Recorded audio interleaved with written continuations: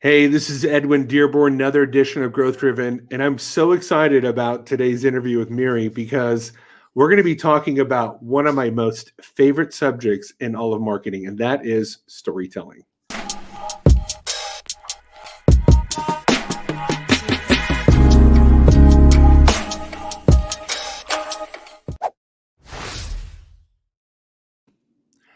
Hey, Miri. Hey, how are you? Thanks for having me. Happy Monday. Yeah, happy Monday to you. Welcome to Growth Driven. I'm very excited, and I want everybody that is going to be listening right now and in the future, because this will be uploaded to YouTube, and I'll be turning this into a podcast, which is shouted out to about 16 different channels. This book right here is amazing. You need to buy it. It's called Brand Storytelling, and I'm about that. You can see my bookmarker, and you can see it's kind of dog-eared because I actually study it and use it. And if you are into storytelling, I'm telling you, you need to get Miri's book because it's just an outstanding, very systematized, which is what I love, very detailed, lots of examples. So Miri, welcome to the show. Thank you. And thank you for bringing my book to the show too. It's nice to see it there. Nice to know that you're learning from it. I'm so excited to learn that you like it and that you're using it already. It's awesome. Yeah, very, very helpful. So thank you. So tell me, how did you've worked with some pretty illustrious brands, some very famous brands.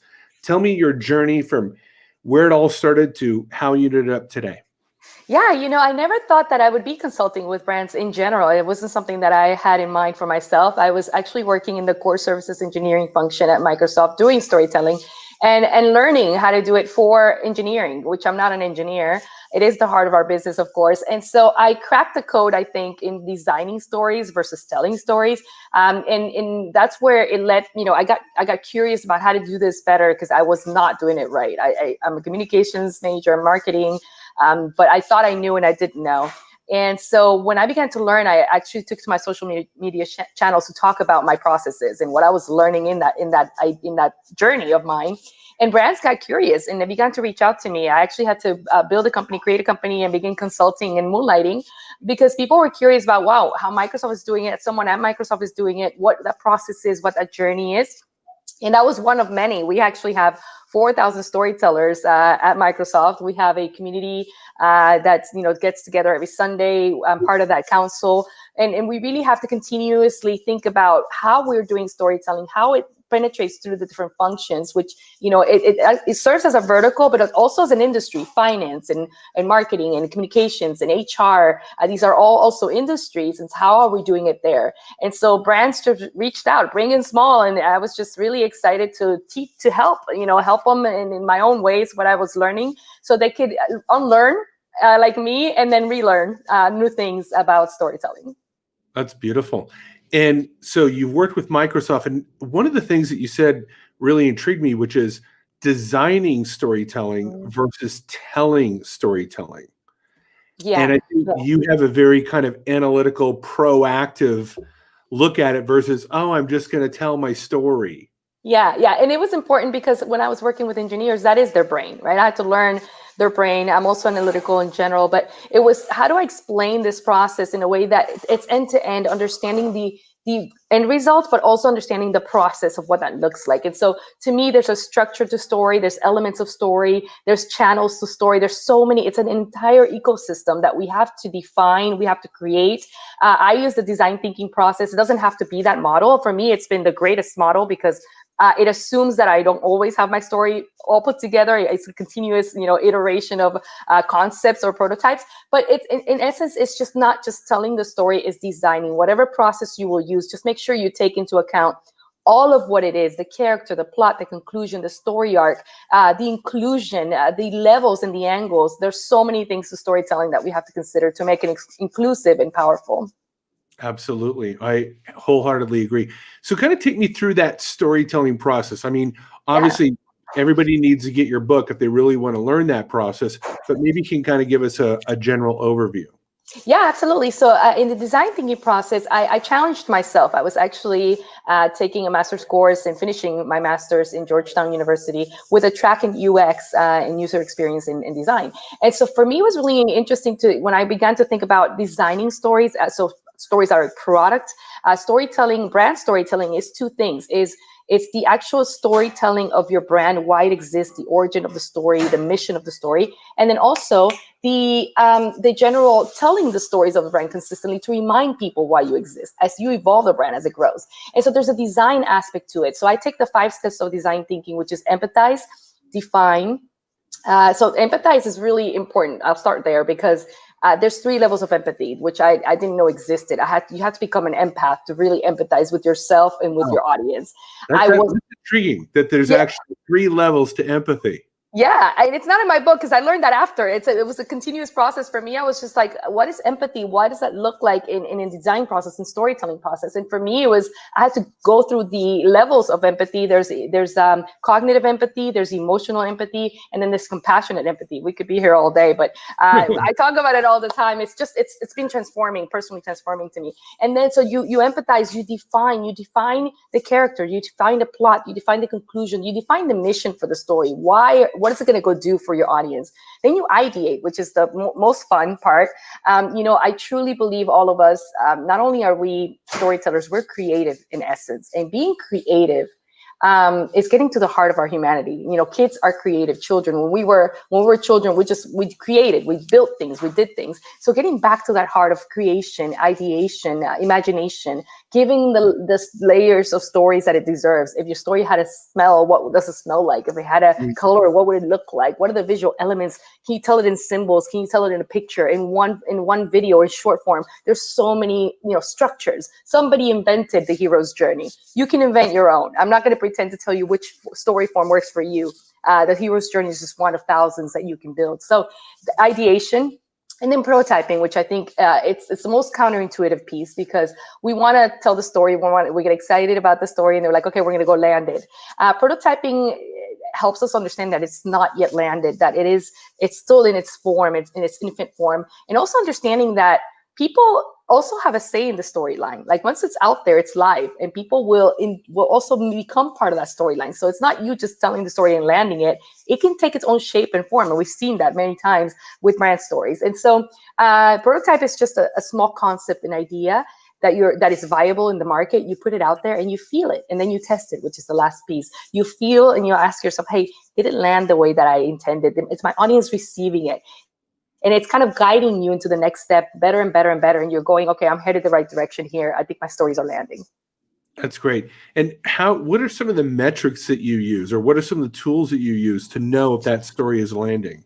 Yeah. So I actually have an entire chapter on that, on measuring, benchmarking of storytelling. It really aligns with marketing in general. But what I've seen and I found in my own process and practice is that reach and engagement, organic reach and engagement, will be your 2 benchmark KPIs. The reason for that is storytelling, if done well, it's actually emotional. It's an emotional process. It captures your audience emotionally.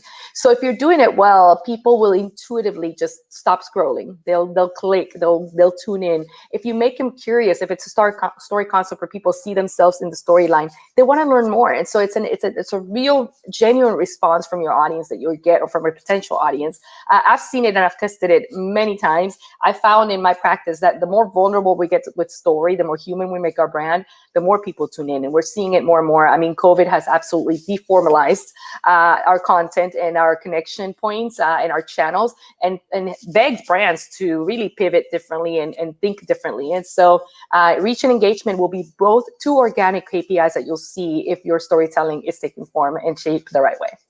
That's great.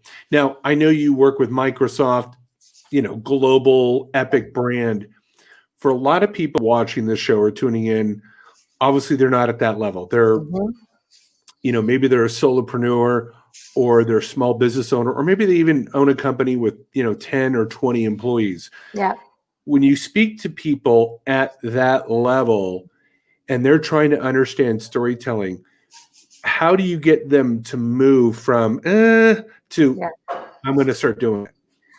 Yeah, I also work with personal brands at a very individual level, and I've my book is to both, because I believe that it serves both every sector, every industry, every level, and also every type of brand. So even startups and solopreneurs, this idea of storytelling is not a new idea to anyone, but it's really about designing the story that where I want to democratize that piece, because a lot of people think I have to build a certain structure, I have to do it a certain way. No, you don't.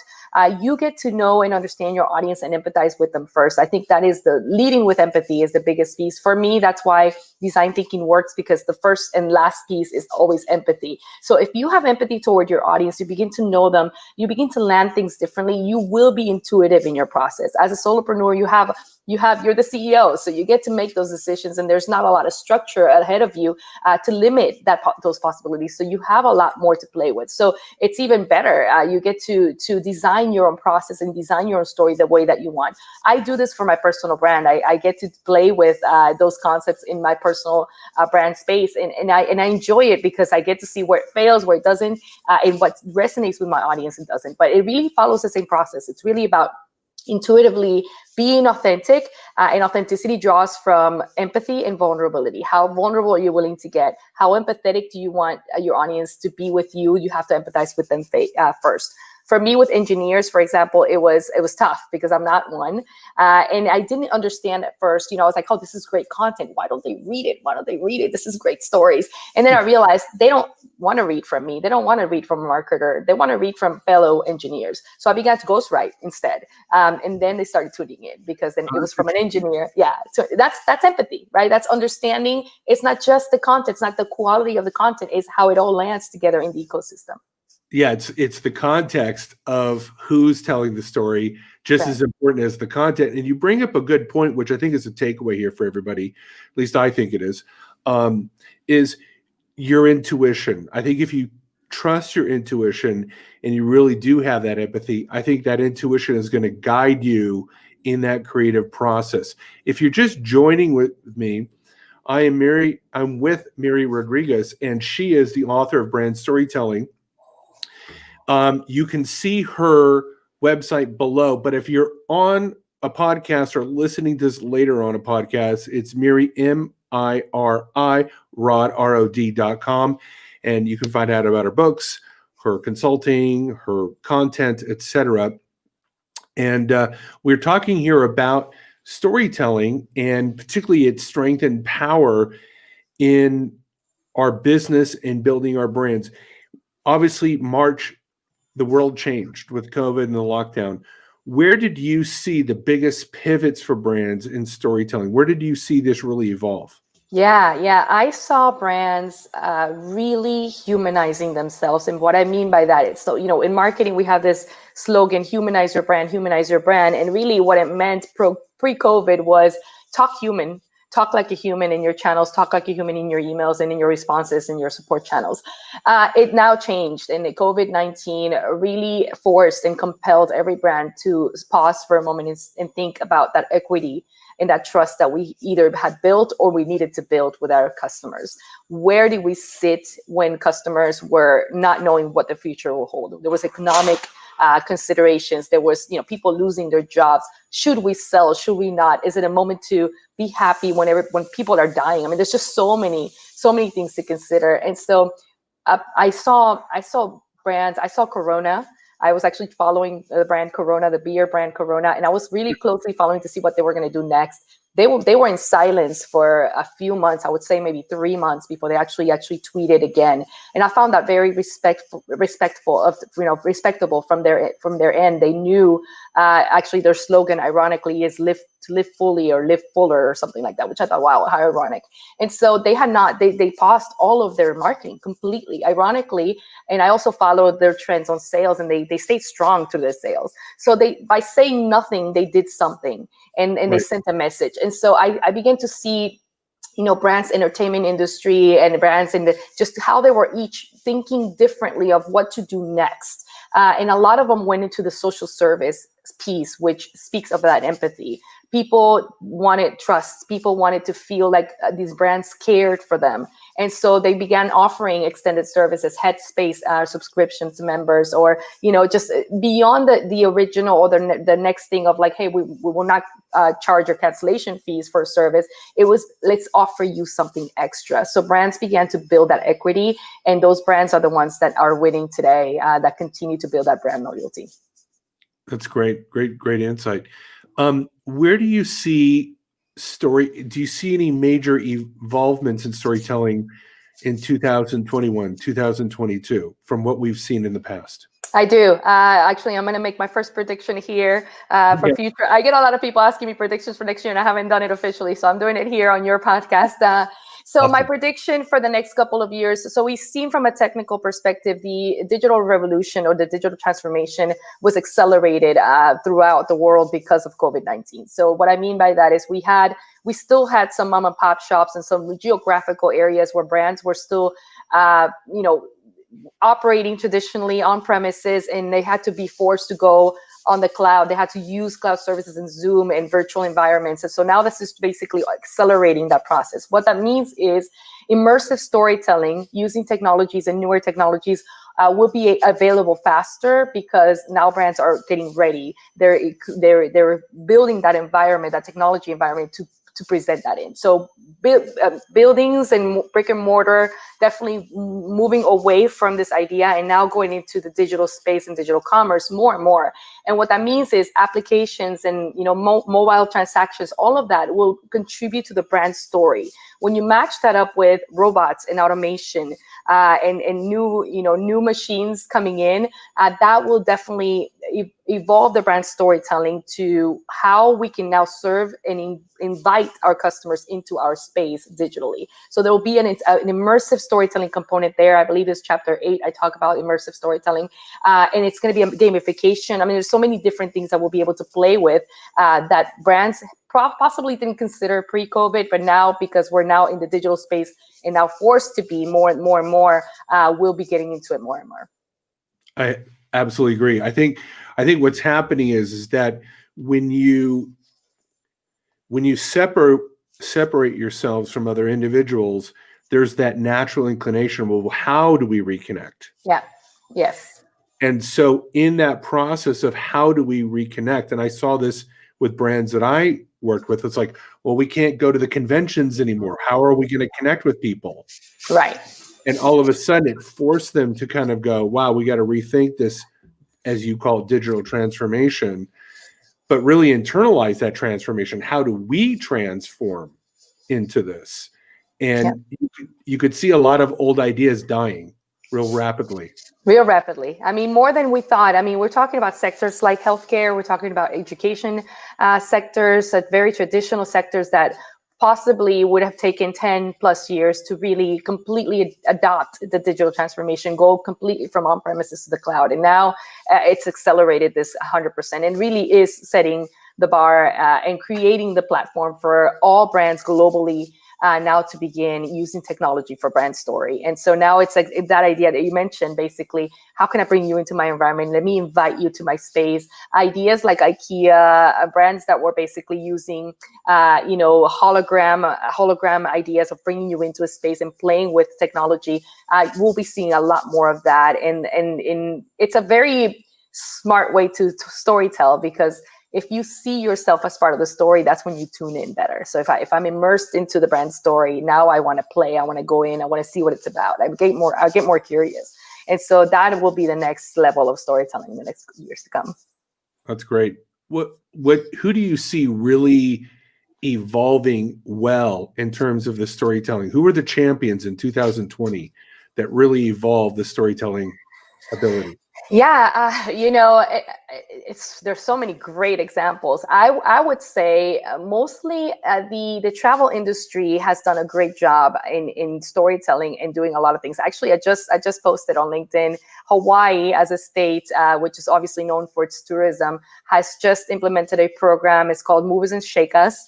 You can check out my post. I don't know the actual website, but basically it's enabling, giving citizenship and allowing 50 remote workers to come and enjoy Hawaii and participate in the local community because people are working remotely. So they're inviting people to come and be there and work from there.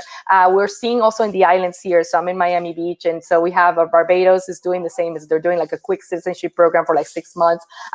These are, you know, brands that would never think, when I say brand is, we're talking about governments, we're talking about institutions that would never think of doing this before, and now they're not only pivoting but really leveraging this new digital world to see how we can immerse ourselves better in this. We're also seeing brands, as we know very well, in the, you know, the hospitality industry that began at the very beginning of COVID, began to offer their services to essential workers, and they used it a little bit more, and now they're actually pivoting to families and saying, hey, you can stay for a weekend or a staycation for a week. You'll have all the amenities here while you work remotely. Bring your family, hang out, and, you know, do a staycation kind of thing. So there's a lot of opportunities that I see brands are taking, not only pivoting but elevating their services and offering something new that we would never have before because the world is now digital. Yeah, great examples. Okay, so who's been slow, and if you could consult them, speak to that industry and go, hey, wake up, and here's what I would do if I were you. Yeah, I would say the education industry still needs a whole lot of help. They've struggled, and of course it's been it's been tough. I know I've been in touch with some brands. I've been in touch with higher ed and also just government when they've been trying to use Zoom, and they've had this hybrid environment of teachers having kids in the classroom and also kids remotely. It's just been very challenging. I would say get back to the empathy factors that we're seeing today. There's parents that are working from home. They have to act like teachers, and they have to also work. And there's just so many things to consider in this education piece.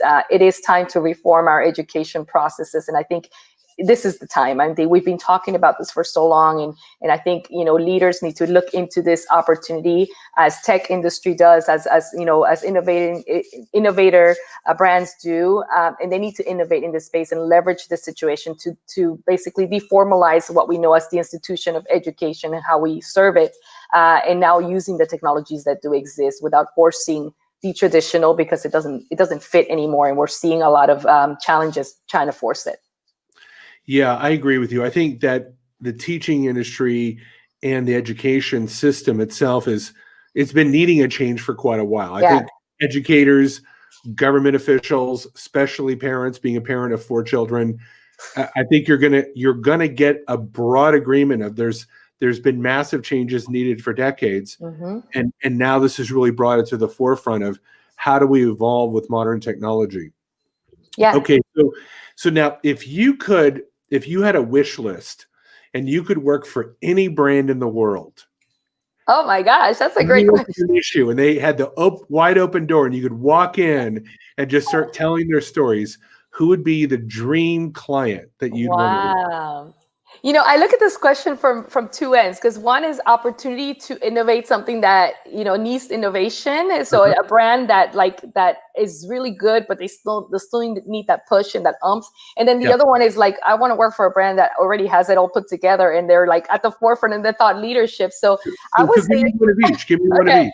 So I would say IDEO would be the brand that I would choose for they got it all put together, and they're really at the forefront of innovation. I love their model. I love what they stand for, and mostly I love how inclusive they are with their teams. I love that they are diverse and inclusive with thought and experiences. So it's not just cohort or demographic. They're really, you know, when you come to the table, they have this model of like the CEO sits right next to you, like, hey, Miri, throw me an idea, let's talk about this. And it's just not hierarchical as we know it. So much fun. I think there's so much to do in a play box, in a sandbox, that we can just all share ideas and have fun with that. And something really tangible comes out of that. So I love that. And actually, back to government, I would say I would love to consult with government to really help ideate on their brand storytelling. I've worked and I've been part of some government social media organizations where there's pockets of really good ones that are doing it. But when you see things like social injustices, when you see things like police departments, what is the storytelling there? What are the opportunities that they have today to tell their story and to land it well with constituents, because they do have an opportunity. So I would love to consult and talk to them and see how, explore ideas on how to help them tell their story. A story comes from many angles. They have a really good angle. They have their angle to share as well. It's funny that you bring that up, and let me just share something. So while this whole stuff, and I'll just keep it at that word, stuff was happening over the summer with the police and the riots and all that here in America, I reached out to I live in Henderson, Nevada, which is right next door to Las Vegas. Mm-hmm. And Henderson is the second largest city in the state of Nevada. Okay. So I reached out to the police. I didn't know that. Yeah. So I reached out to the Henderson Police Department, and I've now gone through my interviews, and my goal is to volunteer. I've done my fingerprinting and my police background check, and I'm just waiting to get accepted. Hopefully they clear you. I don't have anything in my background that I know of, but once I get cleared, that is what I told them I want to do, is their storytelling and help them manage their social media. So I'll keep you up to date on how that goes. That's great. Oh, please do. I would love to hear more. That's awesome. I'm glad you're doing that. That's great. I volunteer in so many organizations. I don't have time to volunteer on more, but I would, that's something that if they were to consult, if they were hiring people to consult on that piece, I would love it, because I think there's a lot of opportunity there for sure. Absolutely. I totally agree. So tell me, what do you have any other things coming out in the future books, future courses, future videos, future creations? Somebody actually asked me yesterday, they asked, what's my next book going to be? And I was like, probably a romance novel. It's like after writing a business book, that's a hard thing to do. I don't know how many people realize how hard that is, especially, in an industry, everyone's so critical, which they need to be, right? They need to question everything. I can't pretend to be a thought leader or just, a guru. I don't come out as that. I come out as someone who's learning things and sharing what I'm learning through the process, and hopefully someone can learn from my own mistakes. I think I definitely want to have my next book be something fun, something, maybe a memoir, something about me, that also leads and speaks to my main audience, which is younger women in tech. That's who I serve as my personal brand serves this audience, because they're a niche audience. They're young women who come in, they're scared. It's still a man's world. We're still less than 2% of the industry. It's not equitable at all. And they come in and they're alone. I mean, when I came in, I didn't have a female mentor, because females would not mentor me, and that's the reality. It's a hard world, and so something to them that lets them, kind of tell imposter syndrome to shut up, and this is why you need to tell them to shut up. Because I always place in the back of our minds, it's like, am I good enough? Do I really belong in this industry? So, I have this thing about being the Rosa Parks of the digital age. We have to pave the way for our daughters and our daughters' daughters, and that's really important. But nobody talks about it. Nobody talks about those struggles, and running to the bathroom and crying before the next meeting because somebody said something inappropriate. So those things happen, and those are real things. And so maybe possibly talking about that in my experiences to help someone else. I really could see that being a Netflix series. or at least a YouTube series where you get women to tell their story. I think there's a huge, because I don't think it's just tech. I think also the bigger story is how to just survive in a man's world. There's other industries that are a man's world. You're right. But here's something that for me, when I have interviewed and when I talk to the girls, I call them my girls. One of the things is also it's the femininity of it all. Like, I need to dress down because they don't take me serious. Or if I wear a lipstick, then I'm Elle Woods, so then nobody's gonna listen to me. I'm not smart enough. I can't be pretty because I can only be smart, not pretty. So there's like real things that we have to concede with and think about. How do I show up all the time? And men don't think about that. You know what I mean? Like, they just show up. And so that's a rough thing to consider in the industry. I mean, you're right, in the entire world, but I think specific to the industry is this idea of we are professionals, and then we're not deemed professional because we look a certain way because we're women. And so there's a lot to unpack there in terms of discrimination that we just don't talk about it. Yeah, I think there's a much larger story there, because I think that you're right. If you look too nice, then it's like, okay, well, what is she trying to find a man? Yeah. Or whatever. I'm just saying. I'm just trying to speak. No, yeah. There's real things. all the There's time. Oh, and then they're always in the back of your mind. They're always in the back of your mind. If I show up like this, what will people think? Will they take me seriously? Do they think I'm flirting? I mean, it's just all these things. Or it's like if I've been told to smile all the time. Why don't do men get told to smile? I mean, it's how we treat each other, right? There's like this treatment that it's assumed, and it's disrespectful at times and inappropriate at times. Yeah, I definitely think that there's a huge opportunity to be that Rosa Parks for that movement. Like Years from now, let's see where it goes. yeah, I'm obviously there's going to be resistance from certain forces, and I'll leave it at that. Certain countries, but there back in the 1960s, there was resistance to Rosa Parks. So that's right. She didn't have it easy. If we're going to pave the way, we're going to pave the way, right? Yeah, paving the way is always going to meet resistance, no matter where we go. So, in your experience in telling stories, what have you found to be the biggest aha moments? Somebody enters it and they're going to go, okay, storytelling, I guess so. Yeah. But then when they make that transformation, where do you see the biggest openings of the mindset or the aha moments, if you will? Yeah, the main one is how people stay connected. They really go, wow, I didn't realize that if instead of showing a number, I began to learn, storytelling with data, and I inserted a story, and people tuned in and they remembered.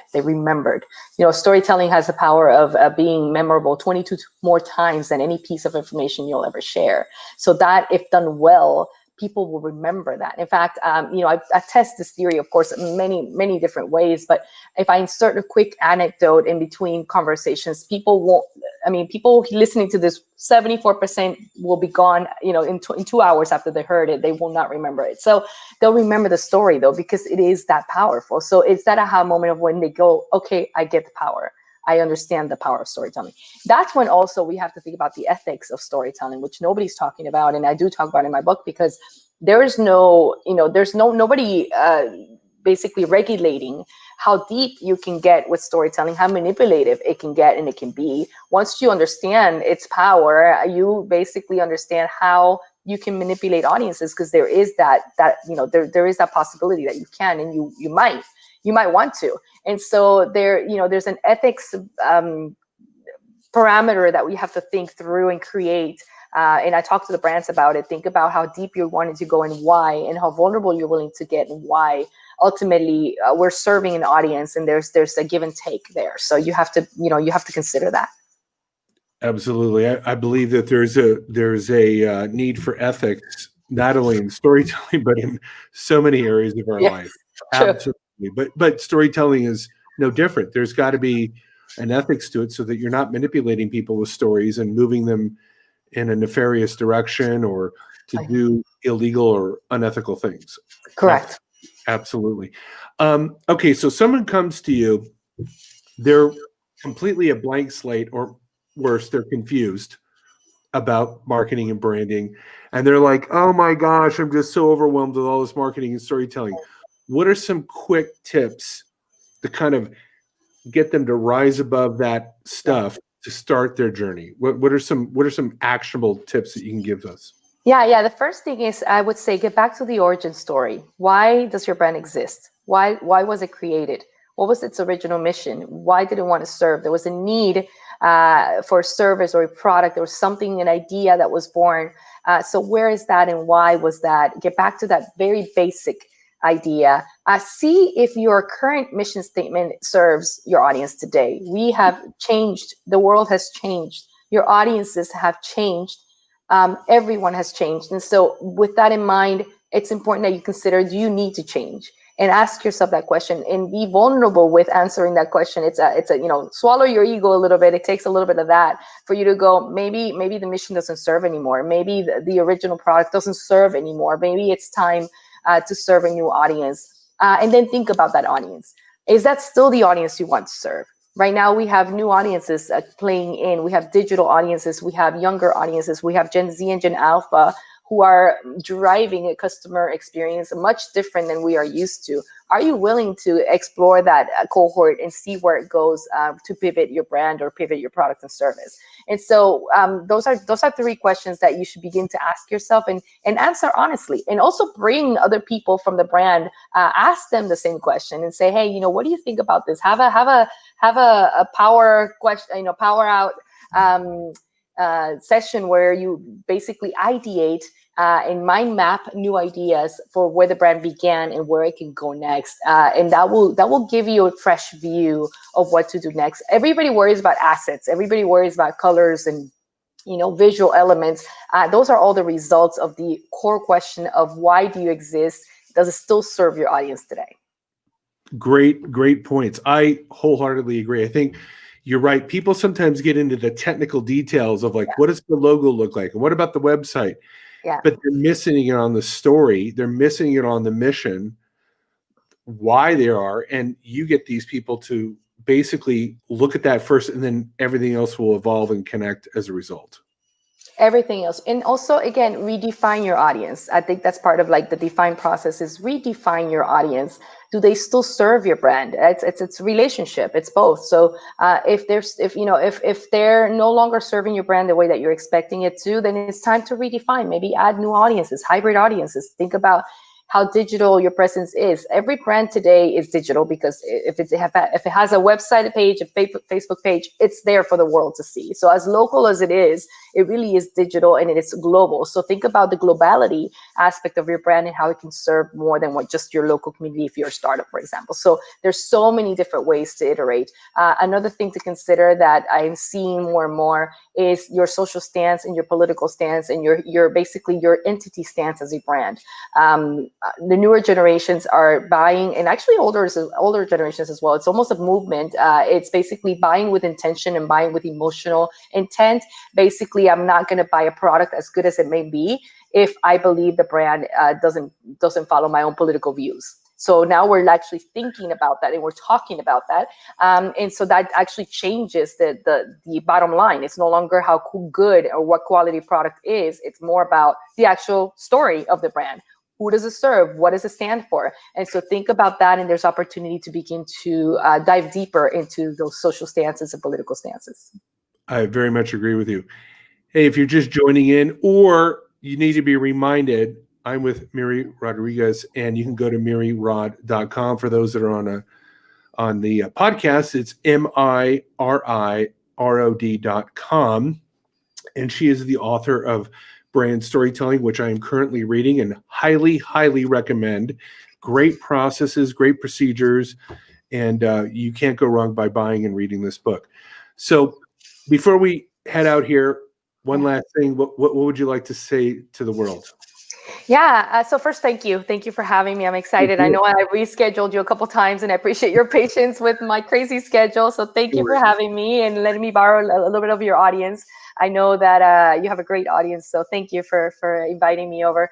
I also want to say to everyone, storytelling for me has been transformational on many levels individually. It has changed my scope on how I connect with people and how I build my relationships. So see it as an opportunity for you to become an empath and to drive a new connection aspect with your relationships, whether they're business relationships or personal relationships. We are entering a world that is digital, where the machines are here.